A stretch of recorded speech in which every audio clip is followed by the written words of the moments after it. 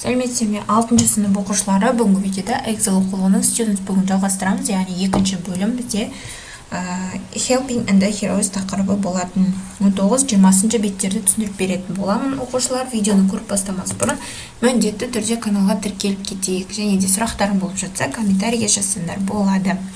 5-ші жаттығу Appearance and the Character, яғни бұл адамды сипаттайтын, адам дене мүшелерін сипаттайтын жаттығуларды орындайтын боламыз. Бірінші, fill in eyes, mouth, hair, nose, face, lips деді. Яғни осы сөздермен мына жақты біз толықтыруымыз керек. Eyes дегеніміз көздер, mouth дегеніміз ауыз, hair шаш, nose мұрын, face дегеніміз бет, және де lips дегеніміз ерін. Енді осы жерде curly, яғни бізде мынау дене мүшелерінің қандай болатындығы сипатталған. Осы сөздердің жанына мына сөздерді жазуымыз керек. Яғни бірінші curly, wavy, straight, spiky, thick, long, short, brown, fair, gray. Яғни бұл шаштың сипаттамалары. Бұл жерде біріншісінде hair болады. Келесі big, long, small. Яғни үлкен, ұзын, кішкентай, яғни ол бізде мұрын болады, nose. Келесі long and round. Яғни домалақ немесе бет пішінінің ұзын дейді. Бұл face болады. Төртінші big, small, blue, green. Яғни үлкен, кішкентай, көк, жасыл дейді. Ол бізге көзге қатысты. Келесі small and white дейді. Яғни ол біздің ауызымызды сипаттап тұр. Mouth. Келесі thin, full. Бұл бізде ернімізді сипаттап тұр. Lips. Келесі 6-шы жаттығу exercise 6 list the words under the headings. Яғни мына жақтарға біз мына сөздерді әр бағанаға сәйкес етіп орналастыруымыз керек. Яғни біріншісінде height дегеніміз бұл біздің бойымыз, яғни рост, age дегеніміз жасымыз, weight дегеніміз бұл салмақ, looks дегеніміз қалай көрінеді дейді. Енді осы бағананы толтыратын боламыз. Бірінші height, яғни осы сөздерді сендер дайын кестені толтырып алсаңдар болады. Яғни мынау үтірмен жазған сөздерді осында орналастыру керек болатын. Келесі бізде 7-ші жаттығу exercise 7 use the words from exercise 5 or 6 to say or write sentences describing the pictures. Яғни біз мына жерде 5-ші 6-ші жаттығудағы сөздерді қолдана отырып 7-ші жаттығуды орындауымыз керек. Мына тұрған адамдарды сол сөздер бойынша сипаттап жазуымыз керек. Бірінші Dave дейді, одан кейін Helen, одан кейін Bill, одан кейін бізде мынау кім қатты көрінбей тұр екен, одан кейін Anna, Anne екен. Енді жазамыз. Helen is young, tall and thin. Helen бұл бізде Dave'ді жазып болған. Dave is tall and slim дейді. He's got wavy brown hair and thin lips дейді. Dave ол бізде арық және де ұзын дейді. He's got wavy brown, оның қоңыр бұйра шашы және де кішкентай жіңішке ерні бар дейді. Енді Helen'ді сипаттаймыз. Helen is young, tall and thin. She's got long curly fair hair and full lips.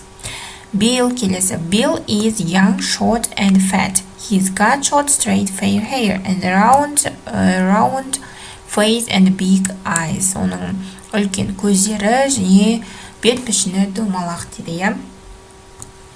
Келесі бізде Jim. Jim is tall and well-built. Bill бізде толық дейді. He has got short dark hair. Оның қысқа қара шашы бар дейді. A long face, a big nose and a thin lips. Anne is old, slim and of medium weight. Орташа бойлы, ол кәрі дейді. She's got long curly red hair and a thin lips. Қызыл шашты дейді. Яғни осылай сипаттап жазып шығамыз. Келесі бізде 8-ші жаттығу exercise 8 match the adjectives 1 till 5 to their opposites. Яғни сөздерді қарама-қарсы сәйкестендіруіміз керек. Complete the gaps with the adjectives. Мына жақты сын есіммен толықтыруымыз керек. Ендеше орындаймыз. Бірінші funny, яғни оның funny дегеніміз көңілді, оның қарама-қарсы сөзі boring, іш пыстырарлық. Келесі brave, ақылды, оның қарама-қарсы cowardly. Hard working, яғни hard working дегеніміз ол беріліп жұмыс істейтін адамдарды hard working дейміз, яғни оның қарама-қарсы сөзі lazy, жалқау. Келесі patient, оның қарама-қарсы impatient, және де honest and dishonest. Осы сөздерді сәйкестендіреміз және де астына бос қалып кеткен сөздерді толықтырамыз. His dad is patient, оның әкесі ондай ақылды дейді. He can wait for hours. Оның әкесі шыдамды дейді, ол 1 сағат бойы күте алады дейді. Келесі, James is hard working. James ол өте сондай еңбекшіл дейміз ба, қалай? Жұмысты қатты жақсы көріп беріліп істейді. He works long hours. Ол ұзақ уақыт жұмыс істей алады дейді. The clown is very funny. Клоундар сондай көңілді дейді. He plays trick on people. Hua Mulan was brave. Hua Mulan ол өте ақылды дейді. She wasn't afraid to fight.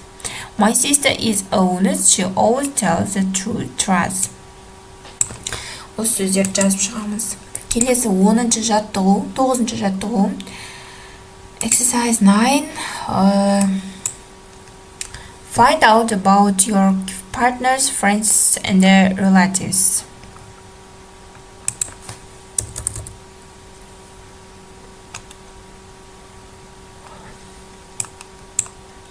What does your mom look like? Сенің мамаң қалай көрінеді дейді.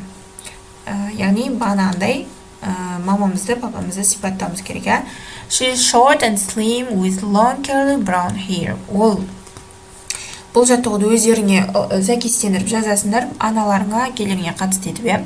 She is ол қысқа және арық келген, оның шашы қоңыр және де green eyes and full lips дейді, жасыл көзді дейді. What's she like? Ол нені жақсы көреді дейді. She is hard working and patient. Ол сондай шыдамды және де сондай еңбекшіл адам дейді, осылай сипаттайсыңдар. Келесі 10-шы жаттығу, exercise 10. Listen about water queen and mark the statements true or false. Listen again and the characters for false statements. Яғни оқимыз, немесе тыңдаймыз және де true or false орнаймыз және қате сөйлемдерді толықтыруымыз керек. Бірінші, оқып шығайық. Бодика was born in France. Бодика Францияда дүниеге келді дейді. She was tall with short brown hair. The Romans ruled Britain in the 1st century. Boudica went to war with the Romans. She died in about 50s AD дейді. Яғни біріншісі false. She was born in Britain. Тыңдалымды айтқан, She was tall with long red hair. Ол ұзын қызыл шашты дейді. Келесі 3-ші сөйлем дұрыс, 4-ші сөйлем дұрыс. 5-шісі дұрыс емес, яғни false. She died in about 60s AD. Осылай жазамыз. Келесі 11-ші жаттығу. Complete a paragraph with information from exercise 10. 10-ші жаттығудағы информацияға сүйене отырып, мына жерді толықтыруымыз керек. Яғни, Boudica was born in Britain in the 1st century. She was very tall with long red hair. She went to war with the Romans. She died in about 60 AD. Келесі бізде 20-шы бет. Exercise 1. Read the table. Таблицаны оқы дейді. How do we form the past simple? Find examples in the text on page 18. 18-ші беттегі тексттен мысалдар қара дейді. Бірінші оқимыз.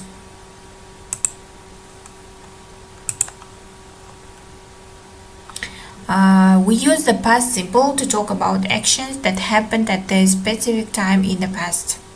Яғни past simple дегеніміз бұл өткен шақ.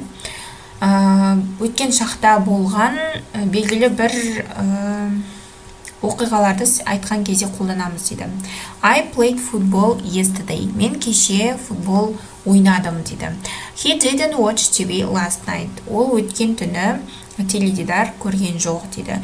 Did they play basketball this morning? Осы күні сен баскетбол ойнайсың ба дейді. Yes, they did. No, they didn't. Яғни біз бірінші жаттығуда жауап береміз. We form the past simple affirmative for regular verbs by adding ed to the end of the base form of the verb. Яғни біз past simple'ды жасаған кезде бастапқы түбір етістікке ed жалғауын жалғап жасаймыз дейді. We form the negative with didn't plus like base form of the verb. Яғни болымсыз сөйлем жасаған кезде didn't көмекші сөзін қолданамыз. We form questions with did plus subject personal pronoun plus base form of the verb. Сұраулы сөйлем жасаған кезде did көмекші етістігі алдына шығады да, одан кейін бізде есімдіктер келеді және одан кейін етістік келеді дейді. Irregular verbs have their own affirmative patterns, but they form of the negative and questions in the same way as regular verbs. Examples in the text: was, tried, arrived, settled, managed, believed, didn't have, asked, started, arrested, saved, stayed, had, liked, didn't, hard, and married, helped, got, and died. Яғни бірінші жаттығуды жазамыз. Келесі екінші жаттығу exercise 2. Write the past simple of the verbs below. Яғни біз мына сөздерден past simple жасауымыз керек. Бірінші, бізде етістіктердің бұрыс етістіктер және дұрыс етістіктер болып бөлінеді. Оның өзінің таблицасы бар. Яғни come дегеніміз came болса да, find, found болады. Change сөзі бұл жерде дұрыс етістік, яғни changed, ed жалғауын жалғаймыз. See, saw, eat, ate болады. Tryға ed жалғауын жалғаймыз. Tried болады. Have дегеніміз hadқа ауысады. Buy, boughtқа ауысады. Look, ed жалғауы жанады. Looked and go бізде went болады. Келесі take, took болады. Give, gave болады. Listen, listened. Want, wanted. And make, made болып ауысады екен. Мына жерде бізде барлығы көріну үшін осылай жасайын, иә. Келесі үшінші жаттығу exercise 3. Бұл жерде copy the table дейді. Таблицаны толтыруымыз керек. Listen and tick, listen and repeat, тыңда және белгіле, тыңда және қайтала дейді. Think of more words with the same sounds. Яғни бізде мынау дыбысталулар, иә. Бұл жерде т, д және ит болып дыбысталады, яғни watched. Бұл жерде бізде watched болады, т болады. Келесі wanted, wanted, яғни wanted, ed болады. Liked бұл т болады. Келесі сөзде бізде played, бұл д болады. Stopped, т болады. Walked, т болады тоже. Осылай жазып аламыз, оқушылар. Келесі бізде төртінші жаттығу exercise 4. Put the verbs in brackets in the past simple which are regular or which are irregular. Яғни бұл жерде біз past simple жағына сәйкес етіп жазуымыз керек және қайсы болымды, қайсы дұрыс, қайсы бұрыс етістіктер дейді, иә. Енді жазып шығамыз. Бірінші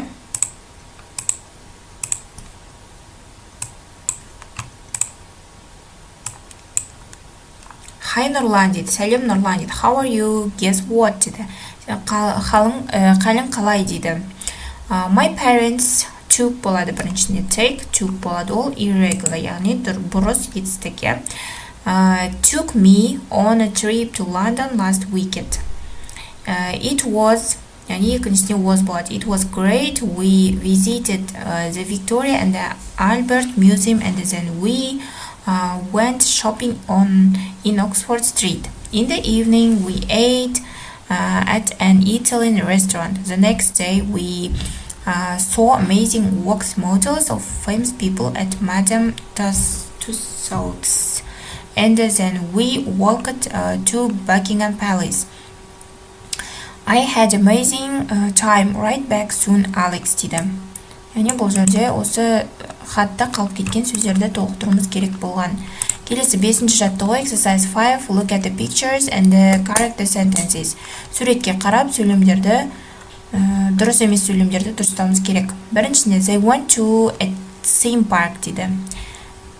Келесі екінші сөйлем бізде they didn't go with their parents, they went with their grandparents.